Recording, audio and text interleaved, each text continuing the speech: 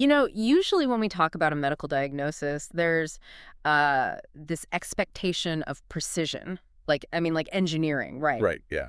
It's supposed to be binary, broken or not broken. Exactly. You break your arm, the x-ray shows that jagged white line, and the doctor just points and says, there it is, it's clean. Right, it's a mechanical failure, you can see. But then you step into the world of neurodevelopment and trauma, and suddenly that x-ray machine is, well, it's totally useless.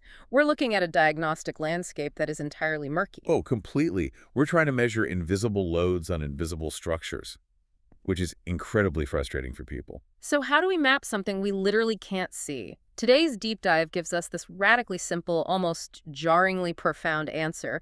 We're looking at an excerpt simply titled The Sigh. And it attempts to build a bridge across a gap that honestly feels totally unbridgeable at first glance. Yeah, on one side you have this highly abstract, hyper-mathematical world of quantum physics and thermodynamics, right? Right, so particle waveforms, phase transitions, probability fields. Things that usually require like a giant blackboard full of equations for you to even begin to conceptualize them. And then on the other side of this gap, you have the most intimate, universal biological function imaginable, breathing. Yeah.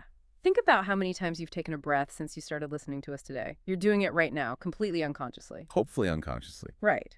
But the premise of the sigh is that the mechanics of a subatomic particle shifting its energetic state can actually be mapped directly onto the way you inhale and exhale. And, the audacity of that premise is really what makes it so compelling to analyze. I mean, we are dealing with two completely different scales of reality here. Because physics is, it's the fundamental laws of nature. Exactly. It's how energy moves, how matter organizes itself, how systems seek equilibrium. But biology deals with wet, messy, living organisms. We usually keep those disciplines totally quarantined from one another. Right, because the math of a subatomic particle doesn't easily translate to the behavior of a nervous system. Or at least we assume it doesn't. But the author is trying to create what they call a translation layer, right? Which, if we look at the underlying necessity of what they're trying to do, it makes perfect sense to me. It really does. To truly understand incredibly complex, invisible systems, we have to find a grounded, physical anchor. Human beings are, at our core, tactile creatures. We don't learn through pure abstraction. No, we learn through physical experience. Mathematics is this beautiful, rigorous language, but it remains a language of abstraction. Right. What this text is suggesting is that breathing isn't just a biological necessity for gas exchange. It operates as the ultimate conceptual anchor. So it's like a physical manifestation of universal physical laws. Yeah. We literally carry it around inside us. Exactly. It demonstrates how energy peaks, holds, and releases in real time. I want to spend some time on this idea of a translation layer because the source material leans really heavily into it. It's the core of the argument, really. Yeah. The text states that breathwork maps perfectly to physical wavelengths. It argues that by thinking about breath, we can pull up a mental map and actually comprehend how a particle transitions from one state to another. It calls this taking a waveform and grounding it in something every living thing already knows how to do. But I'm struggling a bit with the framing here. Are we speaking purely metaphorically, or is the author arguing for a literal structural mapping? That's a great question. Because, using breath as a metaphor for a wave is poetry, but claiming it actually is the wave is a much heavier claim. The author is definitely arguing for a structural mapping, not just a poetic metaphor. And the key here is the deliberate choice of the word translation. Okay, how so? Well, when you translate a novel from French to English, Yeah. you aren't just swapping words out one for one, right? Right. You have to translate the idiom, the feeling, the structural integrity of the sentence. You have to capture the cultural context. Exactly. The author here is attempting a cross-disciplinary translation. You're taking abstract mathematics. Like the concept of a wave. Right, with its crests, its troughs, its frequency, its amplitude. And they're translating it into a somatic feeling, a bodily sensation. Okay, so why isn't that just poetry then? Because the underlying physics of a wave, the accumulation of potential energy, the peak, the kinetic release, the trough, is mechanically identical to the diaphragm contracting, the lungs filling with potential energy, and the subsequent release. Oh, wow. I see what you mean. Conceptual translation layers like this are sometimes infinitely more valuable than mathematical proofs when your goal is true, internalized comprehension. Right, because you can memorize an equation for a sine wave all day long. But until you can feel its mechanics working in the real world, the tension and the release, You don't truly understand how the system behaves under pressure. That makes the bridge much clearer. As I was reading the source, an analogy actually came to mind about how we teach complex systems. Oh, let's hear it. It's like trying to explain the architecture of a complex musical symphony to someone who has never played an instrument. You could hand them the sheet music. It's perfectly accurate. It contains all the data, the notes, the time signatures, the dynamics. But if they can't read music, it's just ink on a page. It carries no weight. It's completely inaccessible data. Exactly. But if you sit them down and have them hum a simple tune they've known since childhood, say, Twinkle, Twinkle, Little Star. A classic. Right. And you explain, do you feel how your voice rises here? Do you feel how it rests there? That rise and rest, that tension and resolution, is the exact same mechanism driving this massive Beethoven symphony. I love that. Suddenly, the abstraction becomes physical, They have a bridge. moving from the burden of following a complex set of rules to the intuitive act of feeling the underlying truth is the absolute core methodology of this text. Yeah, and the source material emphasizes this exact point, noting that we don't need to prove any of this mathematically yet. That caveat is crucial.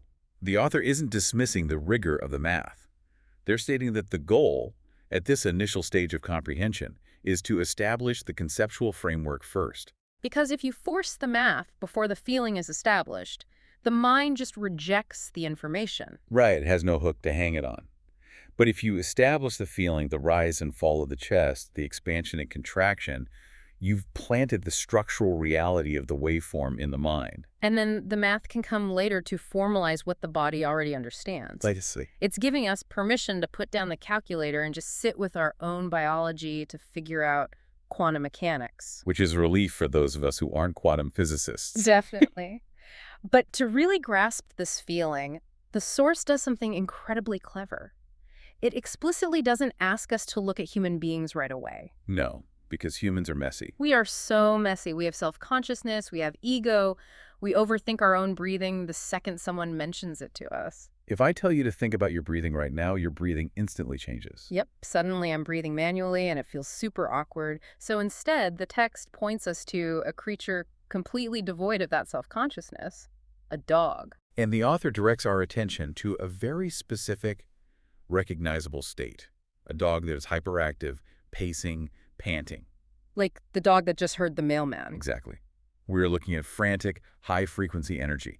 The nervous system is flooded, the breathing is shallow and rapid. Vibrating at a frequency that could shatter glass, basically. Right. But the text notes a universal moment that inevitably follows that hyperactivity. There's a mental and physical shift that happens all at once, and it always takes an identical shape. The dog takes a sharp breath in, followed by a long, slow breath out. A sigh. And this is where the translation layer really kicks in. The author uses a very specific term from physics here. They do not call this a sign of relaxation. No, they call this sigh a literal phase transition. Phase transition, which is straight out of thermodynamics. Like water freezing into ice, right? Yeah. Or boiling into steam. It's a fundamental change in the state of matter. Exactly. But how does that map to a biological sigh? I mean, water boiling is about temperature and molecular bonds breaking. How is a dog breathing out a phase transition? Well, in thermodynamics, a phase transition occurs when a system shifts from one state of organization to another due to a change in free energy. Okay. It is not a gradual slide. It is a structural reorganization of the system's rules. And the text is applying this rigorous definition to the biological and energetic state of the dog. So the frantic high-frequency panting, which represents a highly disorganized high-energy state. Literally becomes another type of breathing, the low-frequency resting state. The short inhale, the text explains, reorients the trajectory of the system. It breaks the previous rhythmic pattern. And then the long exhale dominates and finalizes the thermodynamic shift. Right. The system has dumped its excess energy. But the most critical phrase the author uses here is that the sigh reprimes the whole field toward calm. They introduce the concept of a probability field, which is... It's massive. It really is. Let's slow down and define probability field, because that is a massive conceptual leap. We definitely should. Because the source says, after that, the breathing becomes slower, not because of effort, but because the probability field has shifted. Right. So we aren't just talking about a physiological cooling down over time where the heart rate slowly drops. The source is arguing that the sigh is a literal switch. Like flipping a loaded coin. Yes. So that calm is suddenly the most probable, almost inevitable outcome. The frantic history of the dog, the barking, the pacing is still there in the past, but as the text explicitly states, it becomes almost irrelevant to the present moment. Which is such a wild concept. It is.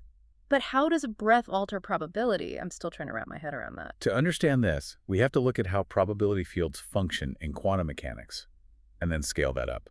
Okay, take me to quantum mechanics. So in quantum mechanics, a particle like an electron doesn't exist in a single fixed location.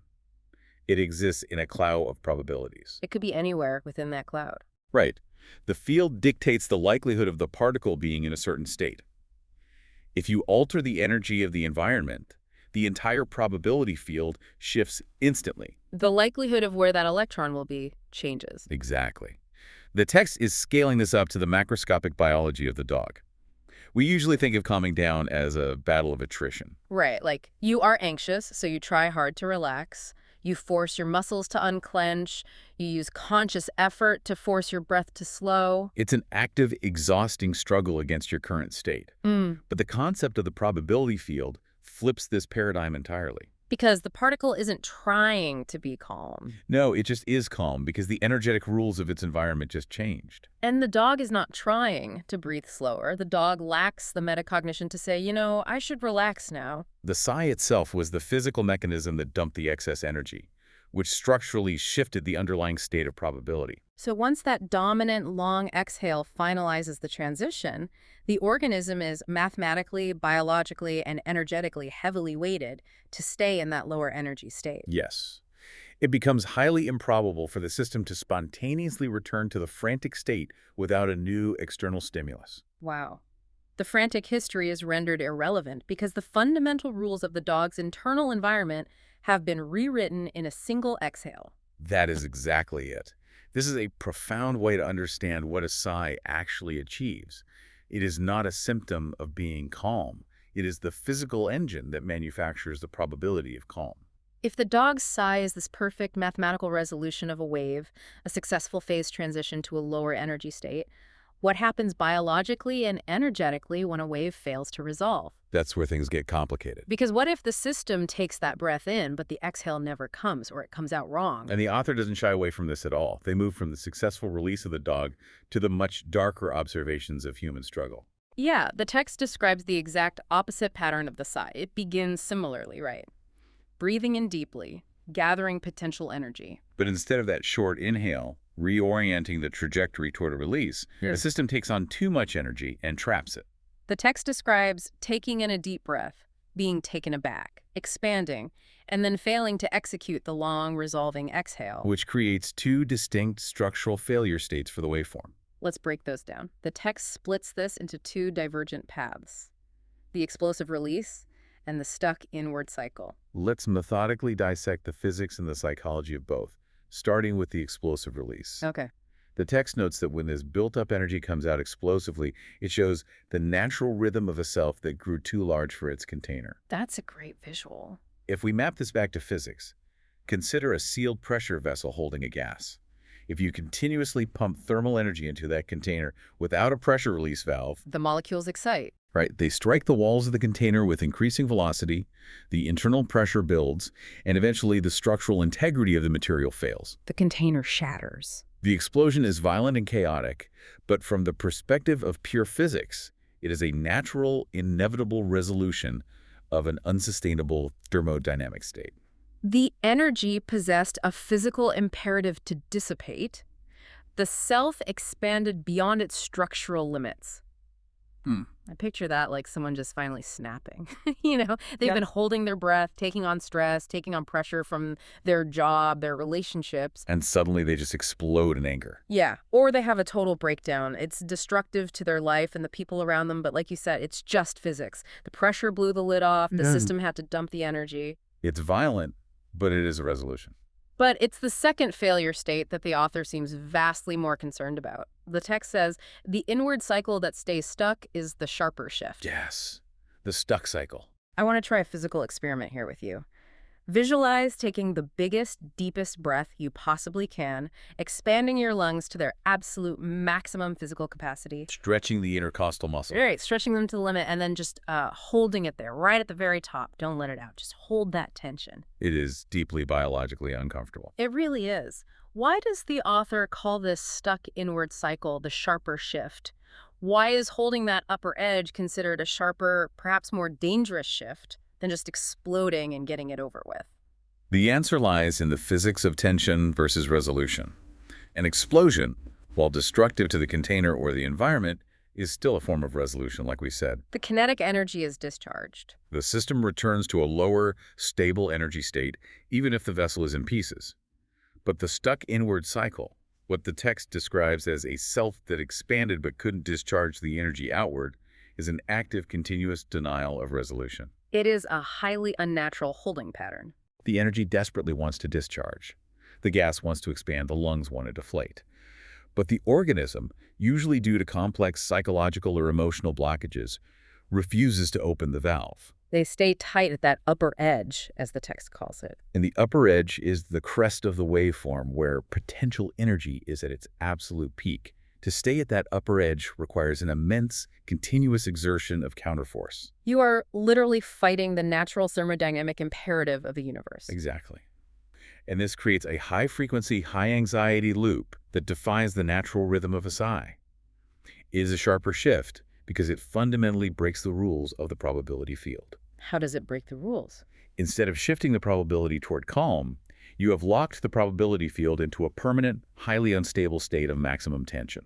Oh, wow. It is a system oscillating wildly at its absolute structural limits, internalizing the chaos rather than releasing it until something gives. And when a system held at the upper edge finally gives, the internal systemic damage, the biological wear and tear, the cortisol flooding, the cardiovascular strain, is often far more insidious than an external explosion. It's the difference between a bomb going off in an open field where the energy dissipates outward versus a bomb going off inside a sealed titanium vault. The pressure just ricochets internally, tearing the vault apart from the inside, pulverizing everything. That's a perfect analogy. Visualizing these invisible waves of breath and tension and anxiety, it can be incredibly difficult to hold in your mind's eye because it's all happening inside the body. It's entirely internal. Right. But the source material provides an incredible topological tool for this. The author asks us to take this abstract wave and sculpt a life in 3 dimensions. This is perhaps the most visually striking and mathematically elegant part of the excerpt. It's beautiful. The author suggests a thought experiment in topology. Imagine visualizing your breathing over time as a virtual sculpture. As the breath oscillates in and out, it carves a continuous shape in 3-dimensional space. The text describes it as almost a tube in space, tracing the shape of a life. Tracing the shape of a life. Yeah. Because our breath is the one constant companion from our first moment to our last. Always with us. If you could see it, if it left a physical trail in the air like smoke, it would be the literal roadmap of every moment of panic, every moment of deep peace, every laugh, every sob. And the text outlines 3 very specific geometric shapes the sculpture can take based on how we process energy. Let's meticulously paint these 3 shapes because they perfectly encapsulate the physical and emotional states we've been dissecting. Let's do it. The first shape the author describes is the coil. The coil. This is born from a sharp movement in one direction that then continues a small, tight orbit. Imagine a tightly bound metallic spring. That maps perfectly to the stuck inward cycle we just talked about, the anatomy of anxiety. It represents anxious, restricted breathing, short, shallow breaths that never fully expand the diaphragm and never fully release the carbon dioxide. The waveform is trapped in a narrow, high-frequency spiral. The probability field is locked in a state of high tension. The kinetic energy circles endlessly, winding the spring tighter and tighter without ever releasing the load. That is the literal geometry of anxiety. So if the coil is the geometry of anxiety, what is the geometry of a functional, healthy system? That leads us to the second shape, the balanced swing. Okay, the balance. The text describes this as a sharp movement that swings back through the center with equal force and then gradually settles. Like a pendulum. Think of the exact physics of a heavy pendulum. You pull it back, introducing potential energy, and you let it go. It swings past the center point, converting potential to kinetic. But with each pass, the arc gets slightly smaller. Right, due to friction and gravity, until it finds its resting plumb line. So it's a dynamic system, not a rigid one. Balance is never the absence of movement. A balanced biological or emotional system still experiences sharp movements. Stress, excitement, fear, grief. Right, those things still happen. But the geometry of the system ensures that the energy swings back through the center and gradually settles. It resolves. It dissipates the energy over time. It doesn't get stuck in a coil. Exactly. The probability field eventually returns to the resting state. And then we get to the third shape, which honestly stopped me in my tracks when I read it because the imagery is so profound, the teardrop. The teardrop. The text describes a deep dip that pulls back to the original orbit and then dips again, a teardrop shape. But the text doesn't just give us the geometry. No, it gives us the structural mechanics of why it forms. It describes this as wind pushing against a sphere that's trying to stay round, the environment pressing on a self with enough center to keep countering it. It's amazing. To me, that is the most perfect, visual, physics-based definition of resilience I have ever encountered. It is a stunning mechanical metaphor. Let's really unpack this push and pull dynamic because this is where the translation layer bridges biology, physics, and psychology flawlessly. Let's do it. The breathing sculpture isn't created in a vacuum. We don't exist in a sterile void. We are constantly subjected to external atmospheric pressures. The wind in this topological analogy. And that wind represents our environment, our jobs, our relationships, societal pressures, unexpected tragedies, financial stress. It is the external kinetic force pressing against our structural integrity. And the sphere trying to stay around is us. It's our ego, our identity, our biological imperative to maintain homeostasis. The teardrop shape is the physical holographical record of resilience. It shows the deep dip the moment the wind pushes hard and the sphere deforms under the pressure. The system takes a hit. The breathing falters. But because the self has enough center, meaning enough internal structural integrity and elasticity, it counters the pressure. It pulls back to its original orbit. It tries to stay round. Because the teardrop isn't a shape of perfect, unyielding strength like a diamond, right? A diamond shatters under the right pressure. Right. The teardrop is a shape of adaptable elasticity. It yields to the force, it dips, it absorbs the kinetic energy, and it returns to its shape. It acknowledges that we do get deformed by our environment. We take damage. We bend under the weight of the world. But we have the center of gravity to push back and regain our form. We push back. It makes me wonder, though, if the environment is constantly pressing against us, constantly threatening to turn our balanced swing into an anxious coil. Is there a way to preemptively alter the physics? Yes. Is there a way to game the system? And the author actually provides an answer to this through a fascinating anecdote, shifting from observation to active manipulation. The author recalls a specific breathing habit they developed when they were very young. A habit that, upon reflection, makes profound sense in the context of phase transitions, predictive processing, and probability fields. It's a brilliant habit. The habit is described so specifically. The author says they would breathe out until it became unclear where the exhale ended and the inhale began. They were making the shift inward, the inhale ambiguous, almost invisible to themselves. And then this long, blurry intake of air would be followed by a very obvious, loud, pre-predictable change to breathing out again. Right. Let's really analyze the mechanics of this. What is neurologically and psychologically happening when a child entirely intuitively starts manipulating their breath this way? To fully grasp the genius of this childhood trick, we have to look at the brain through the lens of neuroscience, specifically the concept of the mind as a predictive engine. Okay, a predictive engine. The brain does not passively receive reality. It is locked inside a dark, silent skull.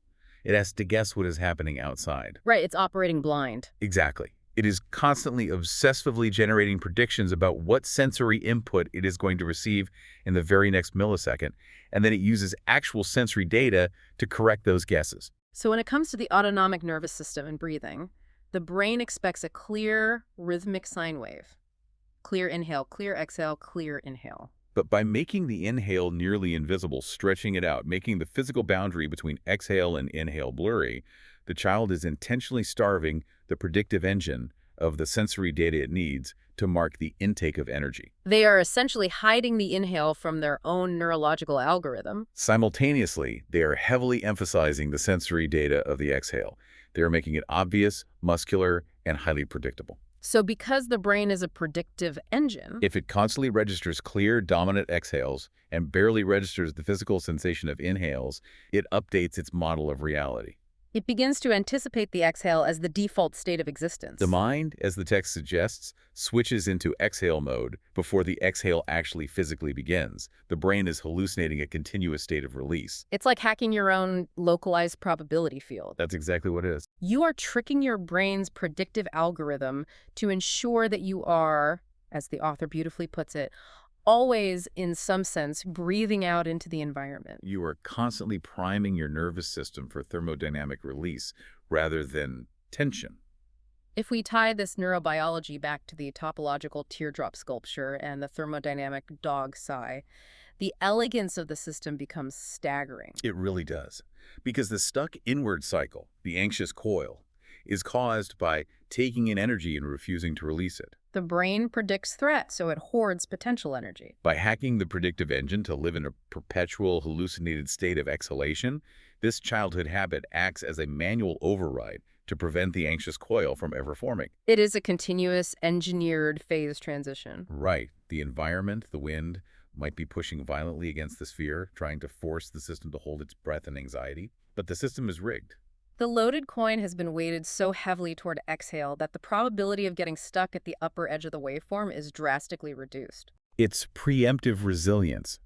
You don't wait for the frantic panting to start. You don't wait for the system to reach critical mass before you force the sigh.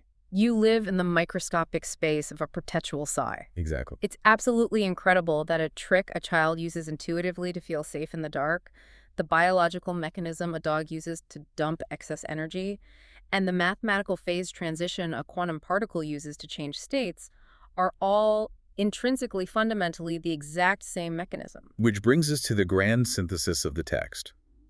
The realization that all these seemingly disparate phenomena, the particle, the dog, the child, are not just analogous. They are not just metaphors for one another. They operate under the exact same fundamental mathematical law. The text culminates in this massive unifying thesis where all the translation layers finally snap together. The author states flatly, breathing is scale independent. The shape is the universal sigh. The universal sigh. We need to dissect that term scale independent because it is the linchpin of the entire argument. What does it mean for a physical phenomenon to be scale independent? Well, in physics and mathematics, a phenomenon is scale independent or scale invariant if its properties, its geometry, or its governing laws remain exactly the same regardless of what level of magnification you use to observe it. Okay, so like fractals. Fractals are the classic visual example of scale independence. If you look at a coastline from space, it has a certain jagged complexity. If you zoom in on one mile of that coastline, it displays the exact same jagged complexity. Zoom in on a single rock, same complexity. The Mandelbrot set operates on this principle. The shape holds true regardless of the scale, and the author is applying this rigorous physical concept to the waveform of energy accumulation and release. They're arguing that the exact same mathematical waveform governs the micro, the meso, and the macro levels of existence. Right, so the micro level being the subatomic particles shifting their probability fields. The meso level being the individual biological organism, like the panting dog or the child tricking their predictive engine. And the macro level being, well, the text gives us a perfect visceral example of the macro. It says, this scale-independent shape works for a room full of people after something hard is finally said out loud. Let's analyze the physics of that specific social situation. We've all been in that room. Oh, definitely. Maybe it's a tense family meeting. Maybe it's a corporate boardroom where the company is failing. Maybe it's just you and a partner sitting on the couch avoiding a terrible conversation. A room where the atmospheric pressure feels physically heavy, where the air is thick with unsaid things. Where everyone is quite literally, biologically, holding their breath. The entire room is stuck in that upper edge of anxiety the text mentioned earlier. Right. The collective self of that room has expanded. It has filled with immense potential energy, and it cannot discharge it. The whole room is caught in the stuck inward cycle, wound tight like a metallic coil. The social system is acting as a single organism. The collective probability field is locked in a high-energy, high-tension, highly unstable state. And the thermodynamics of the room dictate that it must either explode or release. And then, someone finally says the hard thing. They break the seal. The truth is spoken out loud. And what happens physically to that space? The entire room collectively deflates. The tension evaporates. The whole room physically, energetically, and acoustically sighs. Shoulders drop, lungs empty, the atmospheric pressure normalizes. It is a phenomenal observation because it proves the central thesis flawlessly. It really does. In all of these instances, the medium is completely different. At the quantum level, the medium is an invisible subatomic particle finding its lowest energy state in a vacuum. At the biological level, the medium is a pair of fleshy lungs expanding and contracting inside a dog's rib cage. And at the sociological level, the medium is the collective emotional and atmospheric energy of a group of interconnected human beings operating as a single pressure vessel. The mediums share zero physical characteristics, yet the shape of the energy you're releasing, the trajectory of the phase transition finding balance and shifting the probability field, Is absolutely mathematically identical. the shape is the same, only the medium changes. That is the final line of the excerpt. It completely validates the need for that translation layer we started this entire conversation with. It proves that the mathematical abstraction of a waveform isn't just an arbitrary human invention used to solve equations on a chalkboard. It is a fundamental law of reality. That scales up from the invisible fabric of the universe, right into the wet biology of our lungs, and out into the complex sociology of our human interactions. By understanding the physical mechanics of the breath, we map the physics of the universe. By understanding the thermodynamics of the room's sigh, we understand the quantum particle. The bridge is complete. Let's pull all of these threads together because we have covered a massive amount of conceptual ground today. I really have. We started with a mission to bridge high-level quantum physics and basic human biology. We looked at how breathwork maps directly to physical wavelengths, serving as a visceral, somatic translation layer so we can physically feel abstract mathematics instead of just trying to mentally follow equations. We watched a dog panting on the floor and realized that a simple sigh is not just relaxation. No, it is a literal thermodynamic phase transition, a fundamental shift in the organism's probability field that rewrites the system's trajectory toward calm, rendering its frantic history irrelevant. We examined the structural dangers of the unreleased wave, the violent explosive release of a system that grew too large for its container. And the sharp, dangerous tension of the stuck inward cycle, holding maximum potential energy at the upper edge until the internal architecture fails. We visualized the topology of our breath, carving three-dimensional shapes in space, the tight, restricted geometry of the anxious coil, The dynamic, energy-dissipating arc of the balanced pendulum swing, and the beautiful, adaptable teardrop of resilience, yielding to the atmospheric wind of the environment, absorbing the kinetic impact, but maintaining enough center of gravity to return to its shape. We explored how a childhood breathing trick could hack the brain's predictive coding engine, intentionally starving the algorithm of intake data, and priming our probability fields to constantly hallucinate a state of exhalation into the environment. And finally, we zoomed all the way out to realize that this entire mechanical process is scale independent. From a shifting subatomic electron cloud to a single set of lungs to the collective emotional release of a high-pressure room. The energetic shape is universal, only the medium changes. It is a remarkable synthesis of physical observation and theoretical physics.